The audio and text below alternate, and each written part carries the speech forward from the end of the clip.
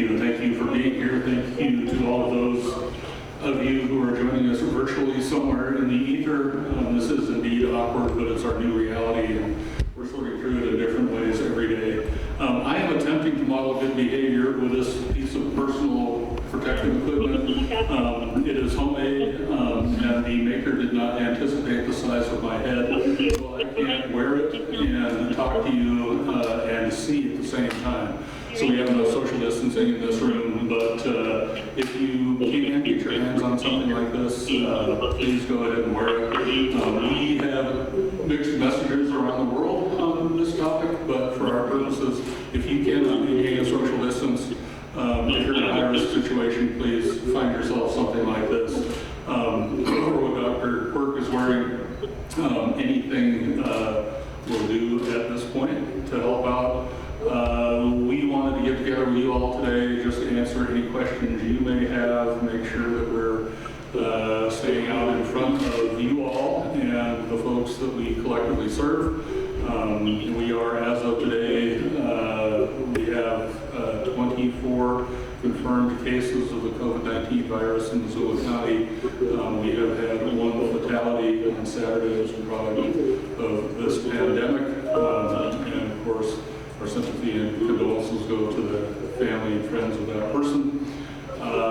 We've been proactive, still meeting twice a day as a leadership team throughout the community. We meet internally, daily, and ad hoc as necessary at the City of Missoula to continue to provide service, and so far so good.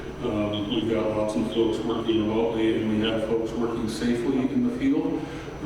Following CDC guidance, we established a series of protocols to ensure that if we had folks working in the field, that they were maintaining social distancing and more in order to ensure their safety and the safety of others. I will offer a couple of suggestions over the weekend.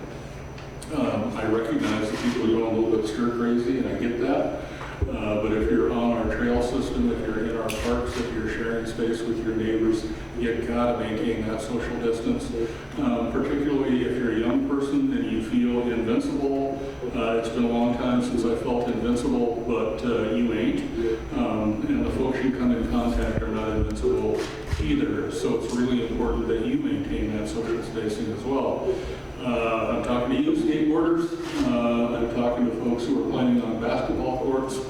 I get it, but please, please, please maintain that social distance and do your best to stay home if you can. Over the weekend, we did a soft opening on a screening and testing center for COVID-19 as part of our City County Health Department. Cindy Farr, who is our incident commander at the City County Health Department, will give you a briefing on that. Our hope as we move forward is to expand that testing.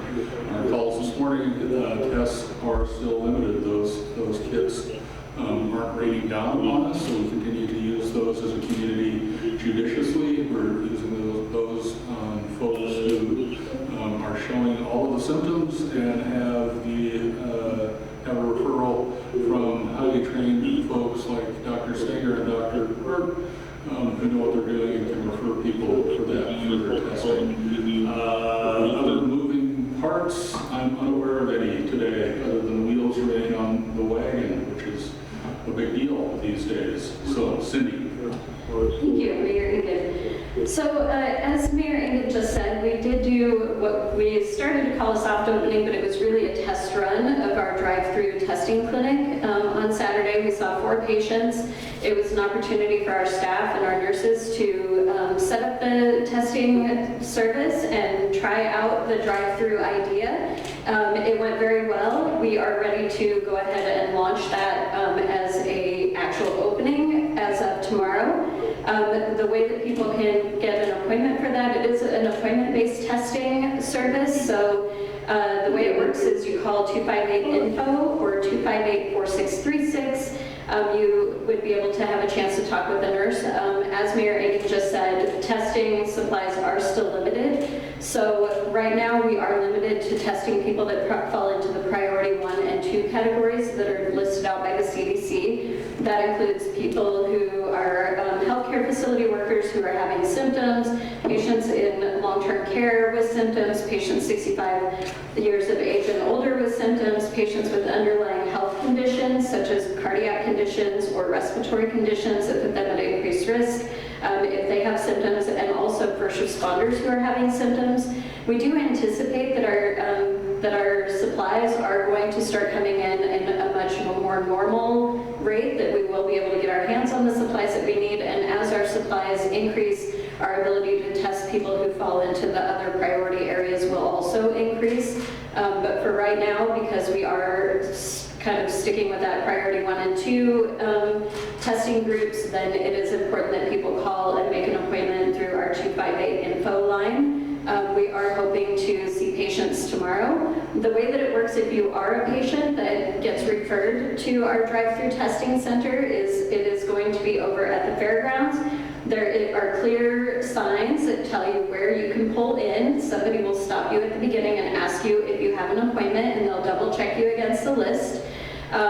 We will have all of that information through when you call through the 258 info, and then you will pull forward and someone will explain to you what's going to happen. And basically what we're doing is having patients do their own swab in order to reduce the chances of exposing our healthcare workers that are on the scene. So it's a mid-turbinate swab, which, to put that really easy, is they give you a little Q-tip and they explain to you how to stick it in your nose and swirl it around and hold it there for a certain amount of time, and they count for you. And then when you're done doing one side, they have you repeat on the other side. There's a couple of reasons for that. Not only does it protect our healthcare workers, but also we can't tell at what point it becomes uncomfortable for you as a patient. And so if you're the one in control of sticking that Q-tip in your nose, then you can stop whenever you hit the turbinates where it might become a little bit more uncomfortable if there's a nurse or a healthcare provider that's doing that for you. Then you're given instructions on what you can expect and when you can expect to get your test results back, and then you just drive on out. And they provide you with a mask to take home with you so that you are less likely to spread this disease to your family that lives in your household, or your roommates if you live with people with roommates. And then a nurse will be contacting you with the results of those tests within 24 to 48 hours. So that's kind of a pretty exciting service that we're now able to add to the other testing sites. I want to say thank you to our community partners, Mayor Engen, Commissioner Slotnick, Western Montana Clinic, St. Patrick Hospital, Partnership Health Center, and Community Medical Center. They all contributed in planning to get this up and running. They donated supplies so that we could get it going off the ground a little bit quicker, as we're still waiting for our supply chain to catch up. So this was a very big community effort to get this put together. So I'm very pleased that we're now able to do that. This week we're going to be running tests through the drive-through testing center on Tuesday, Wednesday, and Thursday. And then next week we're hoping to actually expand those hours to at least do Monday through Friday. Thank you, Cindy. So a reminder to folks, you do not drive out to the fairgrounds and have the expectation that you're going to be seen or screened. They're going to turn you away. You need to go through that 258 info in order to get an appointment. We hope someday that we can change that protocol, but that's the way we're set up today, and that's the way we're going to proceed. So don't waste your time driving out there. Please use that technology called the telephone to sort this out. With that, we're happy to take your questions. Or if Dr. Stanger, Oh, I'm sorry. would you like to add anything there? Honestly, I don't know that I have too much to add beyond what Cindy said, so Yeah, push the button. Push the button. I have to try not to touch things, but still you have to touch things. Hopefully somebody washed that surface before I touched it, and I'll wash my hands again after I touched it. I don't have too much to add to what Cindy already covered, other than to emphasize what the mayor said. Right now, don't drive up at the fairgrounds, call the number and get triage. I'm the physician on the county health board, so my role in this has been really to help the health department, or really just to approve the health department's protocols that they've set up in terms of making sure we're testing the right people and following following CDC guidance and all that testing has to happen under a physician's order. I guess the one other thing I'd say is that out at the fairgrounds, we are really just doing testing. We are not set up to see people that are sick. So part of that call ahead and talk to a nurse on the phone is if you were sick, you're going to be in terms of like needing more medical evaluation, not just I have a fever, I have a cough, but if you're really having trouble breathing, you're coughing up blood or turning blue when you breathe, things like that, you're going to be directed someplace else in town where you can be evaluated. There are going to be some physicians out on site at the fairgrounds as part of the testing team, but their role is really going to be to support the team out there, and if somebody is showing up and needing more medical attention, to direct them to the right places in town to get that. Terrific, thank you. Dr. Quirk, you made the trip. Do you have anything like that? Not anything more than Dr. Stanley. Thank you. By the way, all of the surfaces in this room are scrubbed down. These little foam things on the microphone are soaked in alcohol, and all of the surfaces will be scrubbed again when we're done here. Do we have questions? What's the biggest Hey, plus Mr. to Mayor? drive-through testing? What's the biggest addition using it? I can hear you, sir. I think, in my opinion, the biggest benefit to having the drive-through testing is that it just expands our testing capabilities. And as we start to see more community spread and we see more cases, I believe that we are going to need to be able to test more people. And so this gives us just an additional avenue to testing more people. Can you give a sense of like the number of additional people, how many more people this will enable the county to test? Currently, we have approximately 200 test kits so that we can test out there through our drive-through testing center, but we are actually hoping that by the end of this week to get in a significantly bigger supply. And so we're talking about, over the course of this pandemic, we're hoping to test thousands of people. So I know that shortages of like swabs and that transport media have been an issue, and I had talked with officials up in Lincoln County because they had established a drive-through testing site in Libby, but they were only able to test about 14 people a day because they were just scrounging that material. Are we looking at something similar here, or? For right now, the next few days, we're using the testing supplies that have been donated to us by our community partners, Western Montana Clinic, St. Pat's, PHC, and Community Medical Center. So that's enough supplies to get us going, but we do actually hope that we're going to be getting in some more supplies through our normal supply chains by the end of this week. Based on statistics, is there any way to speculate how many people in Missoula County may have coronavirus but can't get tested? So 23 people have confirmed. Is it double that? Is it triple that? There's really no way to guess at this point. The only way that we'll know the answer to that is to be able to start testing everyone who's having symptoms. I see a doctor with a buff on. Is a buff something that can be used as a mask?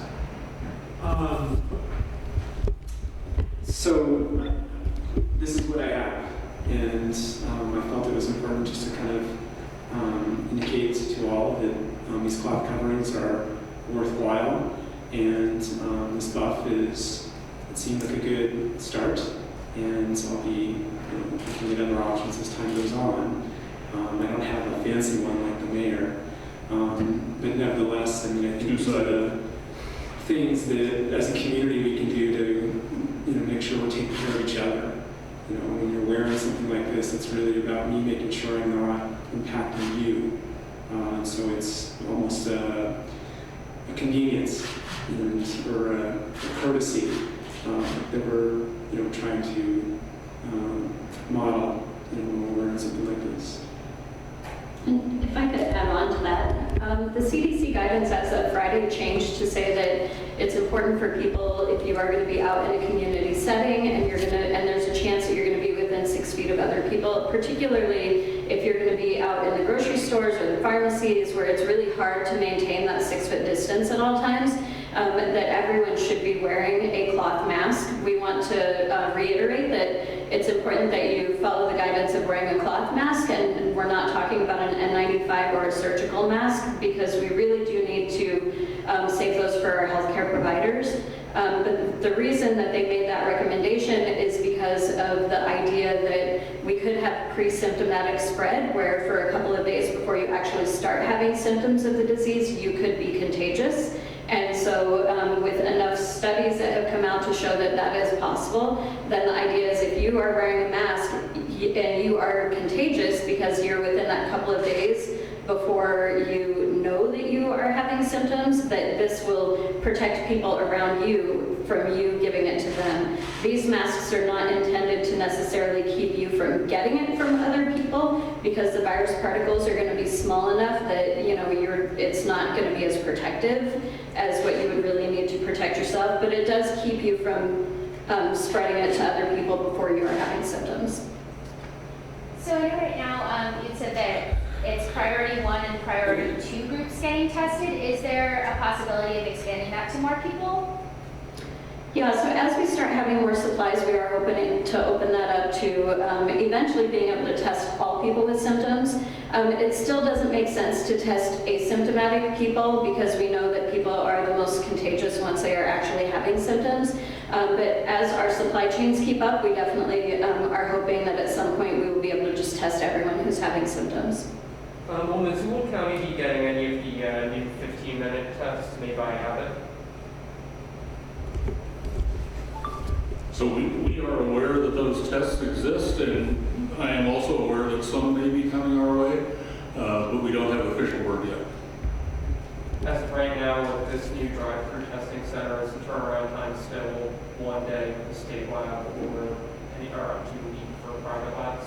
Yes, that is correct. Right now, all of the testing at the drive-through site would be going to the state lab. So their turnaround time currently is, I believe, 24 to 48 hours. I think they're hoping to continue to have that turnaround time, but that may change as they get a lot more volume of tests at the state lab. Mayor, would you, if certain groups are unable or unwilling to practice social distancing in certain city parks and recreational facilities, would you consider closing those? We have considered closing some facilities, and we have closed some facilities where it's easy to do so. It is really tough to police that stuff on all levels, and frankly, I mean, the most sort of dire charge would be trespass. And frankly, I don't think our police officers want to be in the business of trespassing folks who are trying to have fun. They're generally young.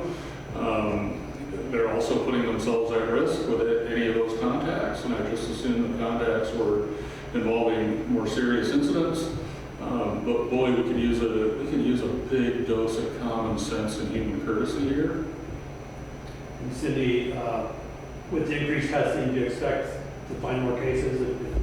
If you go looking for it, will you find it? That's generally how it works whenever we're in any kind of an outbreak, and especially in this pandemic, is that the more tests that you're able to actually perform, the more cases you are going to find.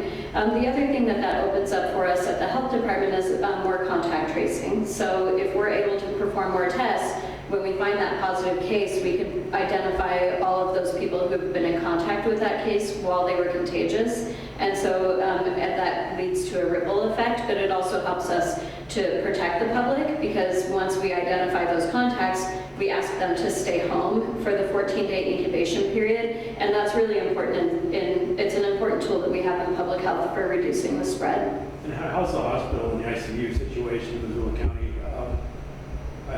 We often hear that the hospitals are busy and on, but has it reached that threshold yet here in Missoula, or are we still ways off? I think I'd like to turn that over to Joyce Dombrowski with St. Patrick Hospital and Dean French with Community Medical Center.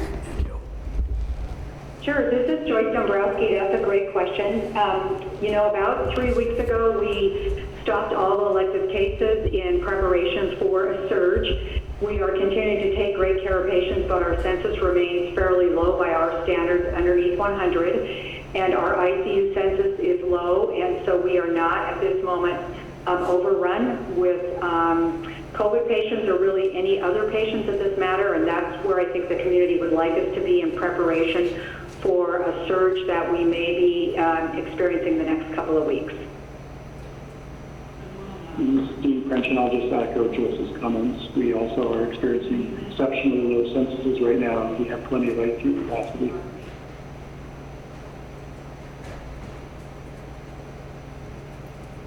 We have questions from press on the phone.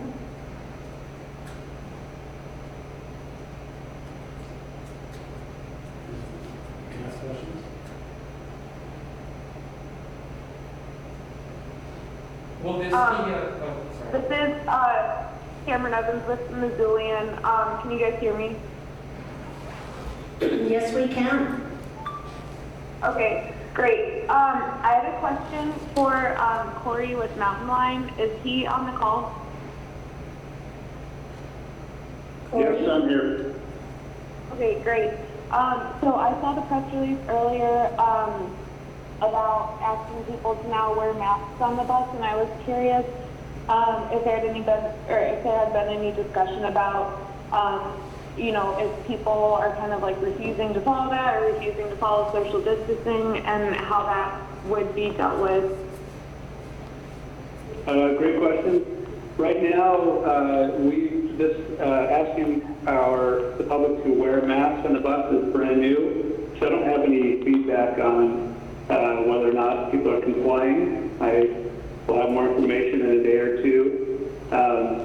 This really is a matter of just trying to keep our operators safe and trying to work on that social distancing. Because even though our ridership is down considerably, there are still times where the buses, there are too many people in there. And so that's why we're going through altering our routes, getting rid of or stopping Route 1, and we're going to be taking that service and putting it on to Route 2 so we can increase that frequency since it's most heavily used, and hopefully create that social or physical distancing that's necessary. Okay, great. Thank you.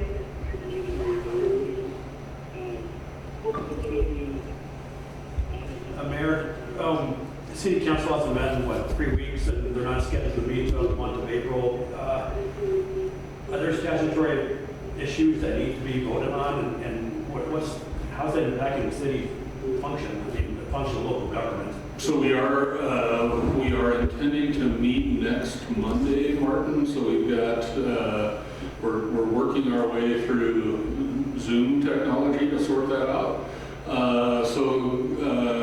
The governor has suspended some statutory deadlines around land use decisions in particular, which has given us a bunch of leeway. The city council granted me authority through the month of April to execute contracts above $25,000. So all of that business is continuing to flow. We have some land use matters coming up. Our Monday meeting is so far pretty light. So we're going to try to take a test run at this live and see how it goes. Land use stuff, as you know, can involve casts of thousands, and we want to make sure that people have an ability to be heard. Being heard may be different these days. It may be something that happens in writing. It may be something that happens telephonically. But our meetings will be live and streamed. And so far, we haven't had to have a meeting. So, but we've got to continue to do business, and that's what we're planning for now. Who would like to speak to compliance with the stay-home order? How has that been going so far in the city? Compliance with? In restaurants and bars closing? Gosh, I have had no complaints through PD, Cindy. So occasionally we'll get a complaint that there is a business that would not be considered an essential business that is still conducting business, and so those complaints are actually going through our environmental health division over at the Missoula City County Health Department. And so what happens when somebody calls in with that complaint, they call into our regular environmental health number, which is 258-4755. They can voice their complaint. That gets handed to one of our environmental health sanitarians, and then that sanitarian reaches out to that business to find out, okay, are you still conducting business? Are you doing it in a different way? Like maybe you're doing everything online or via email or using technology, not doing any like open door business. Figuring out would they be considered an essential service or not, and then they just educate those businesses that maybe don't actually fit into the essential service that haven't changed their business practices.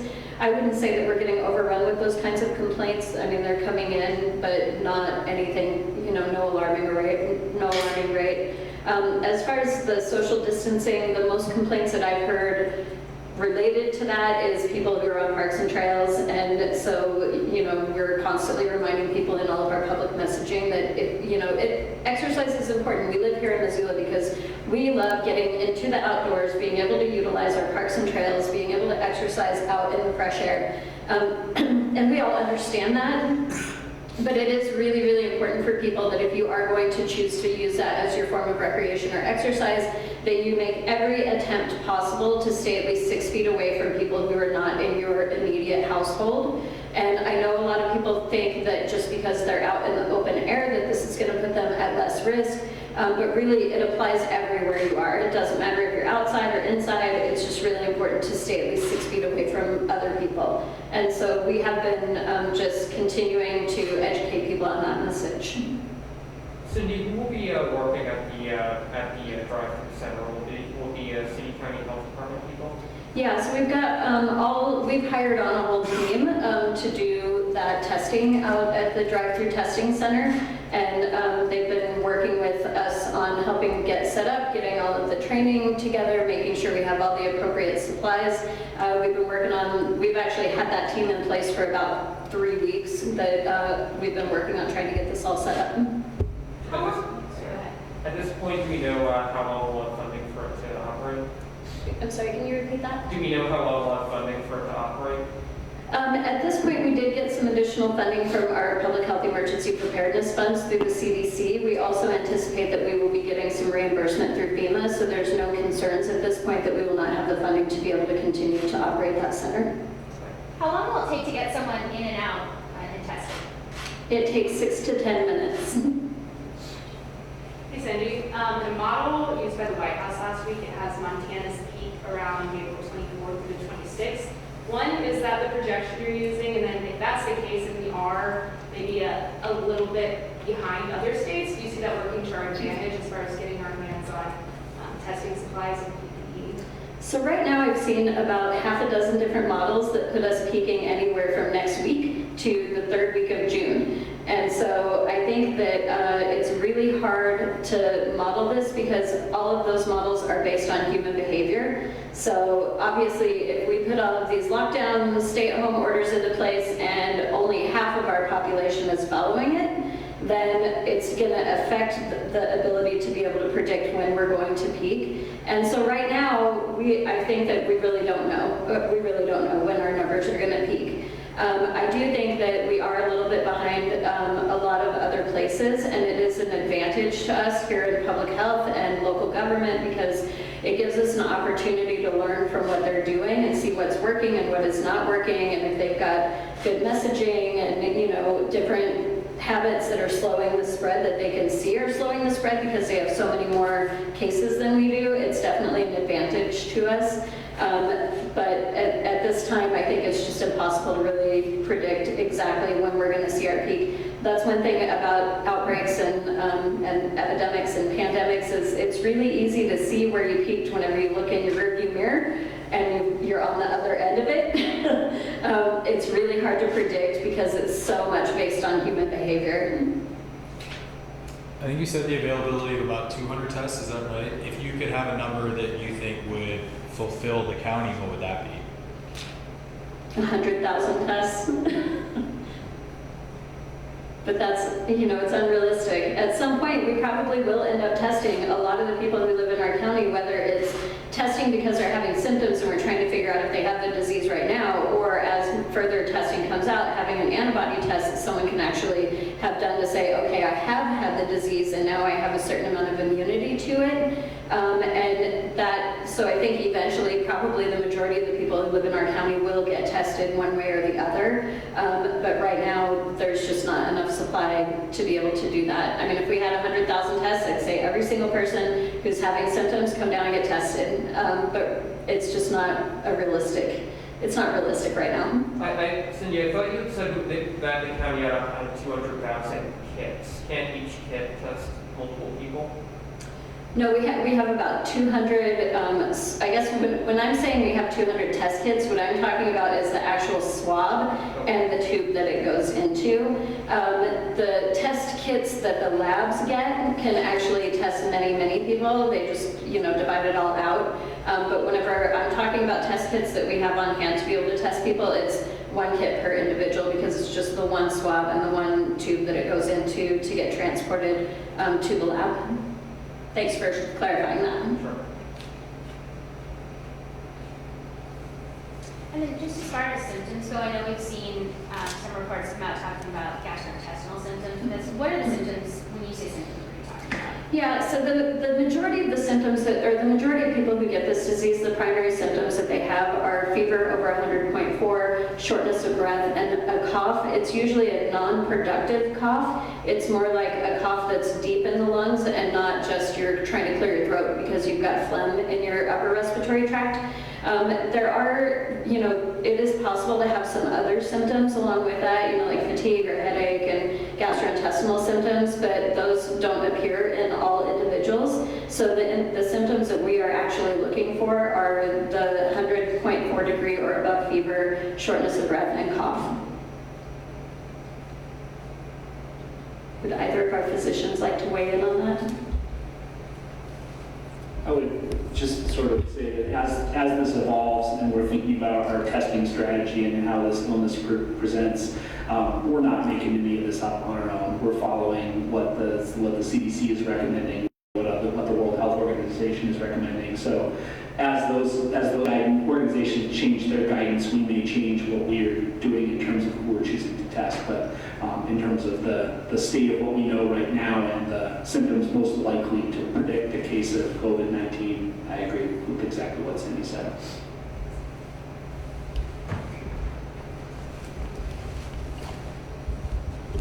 What else can we tell you? Hey Cindy, can you hear me? Yes, we can. Oh, great. Cindy, this is Ed over at Montana Public Radio. I'm lagging behind on the live stream and on the phone. Sorry if this has been asked. I know the funding question was asked. Specifically, though, how much does it cost to run this drive-up service? That would be a really hard question for me to answer at this point because we've got so many different staff at so many different levels. I know that the fairground space is being donated to us, so we are not paying for that.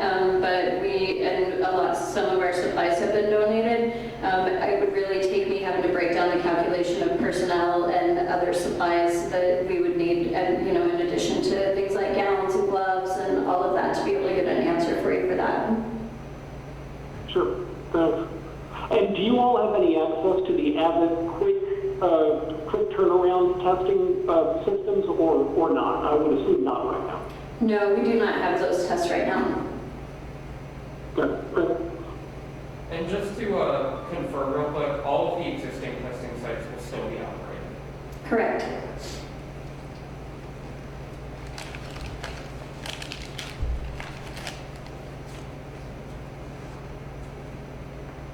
Any more questions? No? Thanks very much to everybody. Thank you, folks. Thank you.